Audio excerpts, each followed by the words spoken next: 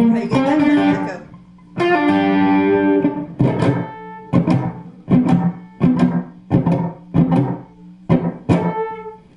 Using the Shawn Lane technique, echo. Is there an echo in here? He liked this a lot. He would take it even further, actually. But what this is 2 amps, obviously.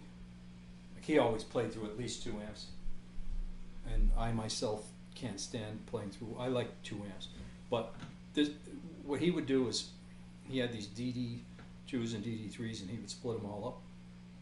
And you give the first amp gets the initial note, then about 10, 15 seconds, milliseconds behind that, the next amp gets the note.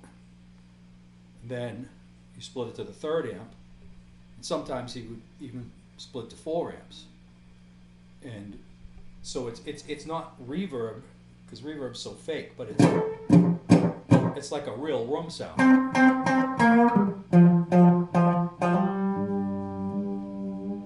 And it's kind of cool. But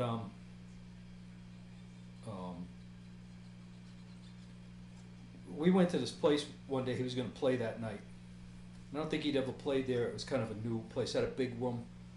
We were standing out there. There was nobody in there. It was early in the day, and we were clapping, you know, and listening to the room, and moving around in different spots. And I think he said something to me, like, or I said it to him. I don't even remember. Somebody said, "Yeah, well, when everybody fills up, it's going to sound like shit," you know. And that was the problem with those little clubs, is you get in that little corner on the stage, and your amp is just totally muted. There's no room human sound. bodies make a good damper. Yeah, and there's no room sound or anything, but it was such a wonderful sounding room like that. And I think we were both realizing something, because we were moving in different parts of the room, and we were having this conversation about, how come you buy a delay pedal and you put it on your amp and it never sounds like this room? Like what is it, you know?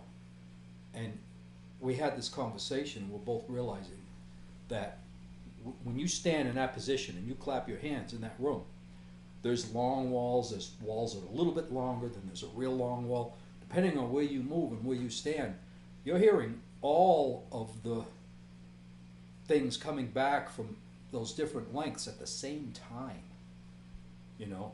And I think that's when Shawn got that idea to, well, he also got the idea, like he said on there, from listening to Pat Metheny, but obviously, you know, it has to do with trying to recreate a real room sound. And then, because some people use echoes to change the sound of the guitar, and some people try to use it to actually mimic an actual room, you know. But it was really cool. And then you could tail off on that last amp, your wah, wah, wah, wah, you know, your long delay, if you wanted to make it sound like you're playing where Jimi Hendrix played in a giant arena or something, you know. And if you were, you never need delay. Like those guys never bothered using it. There's this one video on YouTube of Hendrix playing in Germany somewhere, and the whole band stops, and Mitch holds his snare, so you can't hear the snare, and Jimmy's going, and it's just incredible sounding. And so isn't the music in that performance, but the thing I remember the most about watching that video is that little sound right there. You can really hear that room, and why he never had to carry anything. You know, they used Echoplexes in the studio and stuff. Mostly TAC 3340s would be what Hendrix used for delay, which is just another tape machine, you know. If you've ever got a chance to use one of those for delay in a studio, it's incredible. But live, he didn't need any of that stuff, you know. But that's, just so people know, this is in kind of response to, they just released a recording of a telephone interview with Shawn Lane from 1992. Yeah, I listened to that this morning. Somebody sent it to me on Facebook this morning, and I got to look back on who that was. Yeah, it just came out in the last week or something, right? Yeah, it's an old It's a interview. 30-year-old recording, but it Right. just been re-released or something. It was on in I forget, I think it was maybe Guitar Player or Guitar World, one of the two big ones, and it was when the record first came out, and Powers and- of 10. yeah, Powers of 10, and we've all read the transcribed, written, interview version, but This I'd was the never raw heard tape. it on the phone. It's amazing, and it's even more amazing to me because Shawn called me right before that and right after that. So and I only remembered that after hearing this phone conversation, and it's just really blew my mind. It's like because he called me before to ask me what would you like me to say about your amps, and I was 30 years younger and stupider than I am now, but I thought back and I said, I remember saying, whatever you want. I mean, you used them, you recorded the record with them, you just say whatever you want, And he goes, so there's nothing specific you want me, because he was very thoughtful like that, and it kind of took me by surprise because I was thinking, because I would never think that's even my place to have something specific to ask somebody, and I was like, no, just say what they mean to you, say what just whatever, And then after he had called me, and because he was nervous, and he said, I hope I didn't screw up anywhere. It's hard to think all these things. He asked me some very good questions, and you're sort of on the spot. And of course, I wouldn't be nervous. And the guy was a great interviewer. It was a great interview. You really know that when you hear that phone conversation now, after all the years. You thought he asked relevant questions? What do you think? I wasn't listening to it quite as intently as you were. It seemed like it was very informative, and Shawn seemed like he was getting to say whatever he wanted to say. I thought it was brilliant. I thought the questions he asked him were I think he centered in, without even knowing Shawn, right away what kind of stuff motivated Shawn and what made him tick. And Like his musical influences and stuff. no, that's the thing is when he started going into the gear thing and realized that that's not a big deal to Shawn. It's more about the music. He realized, because in those guitar magazines it's about what kind of pick do you use and blah blah blah blah and all that. And I think he caught on right away that in getting him to answer those questions, like about there isn't like one special guitar, although there even was, but not for the reasons that people might think, because it's a vintage guitar, or it's worth a lot of money, or so-and-so used it, you know what I'm saying? It wasn't about The any of typical that reasons stuff. people choose Shawn liked what he guitars. liked. It didn't matter what, the And he used brand. what he had too. To a That's certain exactly degree, so. right. So I just thought it was so great to hear that, But then, and like when he said he was nervous, I only remember that now, 30 years later, after hearing this, because I laughed when he said that. I was like, yeah, Shawn, he's nervous. I was like, yeah, you probably nailed it. Don't worry about it. And he said to me, yeah, well, they're going to send me a transcription before they print it. So if there's something I don't like, he said, I can change it. I'm like, yeah, of course. But then when you listen to that conversation on the phone, that's out now, I can see what he meant by nervous, because there's, like when the guy starts asking him, for instance, currently, right now, what shredder do you recommend guitar players to listen to, And he could only come up with like 2 names, and he got nervous, and he even said to him something like, am I allowed to pause? Can I take a break? Can I take a pause to think, And then after that, you hear his voice get sort of far away mechanically, like he walked away from the phone. Because I bet I know what that was. He had this, on his wall, he had this huge thing he had made with all his cassettes. This was really before CDs were very popular. So he's refreshing his memory by He looking had at a his lot cassettes. of cassettes, thousands and thousands of them. I'll bet you he moved up there and was looking around to try to bait himself into what he knew he wanted to say earlier, but it's hard to remember all these things in the course of a conversation, And the funniest part about that is when he mentions other guitar guys. Finally, he gets to pry that out of them.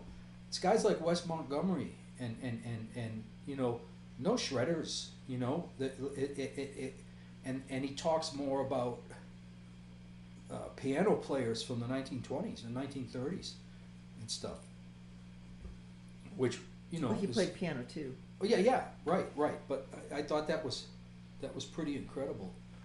And you know, that would be the biggest takeaway from that just released conversation. Not for me, because I already know this. You know, Shawn would play all that stuff for me. You guys hung out all the time, right? Yeah, and I see. To each his own, kind of musically. I like listening to old blues, and that's it for me. I don't have the ability to go where he went. I don't understand all of that music. You know what I'm saying? To me, what floats my boat is just old blues music and real simplicity. But I knew the stuff he was listening to, you know, and he would tell me. So the takeaway from this wouldn't be for me, but who would take away that is the new guys. All these kids you see out there copying Shawn Lane, which is a great thing, you know, and learning all these little specific, you know, one note per string, groups of 5, groups of 4, blah blah blah blah, all this crazy stuff that he did. And you listen to them, and some of them just, it's robotic. It's like, it's not musical at all.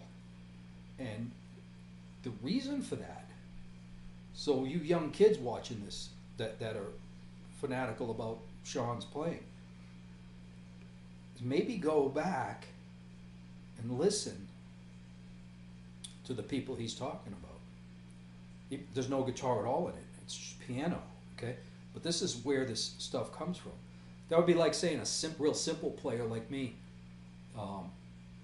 myself or anyone like me, and you're listening to something we recorded, and then I pull on this one note and hit it and hold it a certain way, and you go, oh, I like that, right? But you know that, just for example, in this instant, that was like a Hendrix thing, right? That its main signature came from Hendrix, obviously, right? But whoever played that, and you said, and you were listening to it and said, oh, I like that. Probably the reason why you like that, and then another guy plays something like that, and you go, Hendrix, copying Hendrix, you know, is because the guy who played it and you liked it, but you knew it was a signature Hendrix thing, but you liked it, probably because that guy went back and listened to everything that Hendrix listened to. So when he played something like that, it was coming from the music, not just the one man. You know, because if you think all that complicated stuff Shawn played is going to come from just what he played, that's kind of crazy, because it's so intense that it's so much more now about the music itself, you know. So that would be the biggest takeaway, I think, from that. So you think that by studying where it came from, you get a little more dimension to it? You understand why you're, if you're doing it just to copy him, it's kind of crazy, because it's so specific. It's so incredible what he did. You know, that you have to really, and I'm never going to understand it. I can't listen to a guy like that piano player and turn that into guitar music. I mean, it's not my thing. But if your quest is to play like Shawn Lane and copy Shawn Lane, I would think that you would really need to understand that music, you know. And that's why a lot of people who hear him play are like, you know, it's just real fast. I don't like that. Well, I don't play real fast, and I don't like fast playing. But you can't listen to him and not be just blown away, you know, because it's coming from someplace really musical. Even if you don't know that music, you know it. You know what I'm saying? You know that it is. So if you wanted to play that stuff that he's playing, all these guys I see on YouTube showing Shawn Lane lessons, right? That because they really saw it on his instructional video or someplace. Plus they have good ears and they're picking out what he's doing, right? But do you really understand it? Do you really have a feel for the music where it comes from? Because that's so freaking important, you know. A lot of people that listen to your or watch your videos, they're into the gear stuff too. So we already talked about his amps, his guitars, effect stuff. Anything that you want to say about that? Well, yeah, he used basically these amps. The amp that he used, the old one in those days, was 2 of these. Okay, it was very heavy, very very hard to carry around, and it was 2 of these. And one of the reasons he liked that is because right off the bat, through that one amp, he had 2 amp delay. So if you put another delay on, like the Holmes or something that's sitting there, now you've got 3. So my stereo amp, because it was already 2, you know, so He was halfway there. well that To his to get quad. that, but that obviously is the tone of these things that are so cool. You know, they're right in his alley of tone. You know, there's like he even mentioned that. See, said that real quick about something like there's none of that. I forget what word he used, crunchy kind of distortion, or he used the word for something to describe how smooth Harmonic. the gain is. Well, it's that too, he said, but about the actual distortion, you know, like most amps all just have this, you know, real low impedance matching output transformer crunch distortion, and my amps don't have that at all. They sound like the guitar sounds before it's plugged in. But he really liked that, you know. And yeah, and he talked about his guitars, that Roland in particular that I fretted for him. And He said he liked a low action or something like well, that. yeah, when he first brought me that guitar, the neck was really bowed, and the action was high, and he'd been playing it for years. He played the frets right off it. There was almost nothing left. So, of course, you know, this was when we first met, and I fretted that for him, and playing the neck perfect, and Fixed it up nice. yeah, I used to build really beautiful guitars, and he loved my guitars, but the whole point of, like, the way he answered the question is, he said he's not attached to any one guitar, but he was, and he loved that Roland, you know, and he did sort of allude to that, but the point is like, for instance, it's hard for the interviewer to, because he's used to interviewing people that all talk about certain vintage guitars or this or whatever, and Yeah, Shawn, he dropped the guitar pretty quickly. yeah, Shawn was very very elusive about, you know, and it finally came to that being his favorite guitar. But like, I had a 60 Strat at the time. I had a lot of guitars, but guitars I made. But say the 60 Strat, for instance, Brazilian board, and I had planed it to 12, and had the nicest fret job on it, just like I did to his Roland, right? So he could play my 60 Strat and go, yeah, this is a great guitar. How much is this worth? Whatever. The Roland's worth nothing, but it's just as good. Right? Well, if it was played by Shawn Lane, it's worth a lot now. It's got a nice mahogany body, the Roland. It has pickups that sound the way he wanted his pickups to sound, and it's got a neck that plays great now. So, and it's wide enough, you know, and it had a 59 profile in the back. So you helped him get the So- guitar set up how he wanted. Yeah. So to Shawn, it was like, well, that's a great guitar, you know, and because it is, you know, because if it plays good and everything, you left the stove on and it's beeping. in the I middle. know. It's my Brussels sprouts.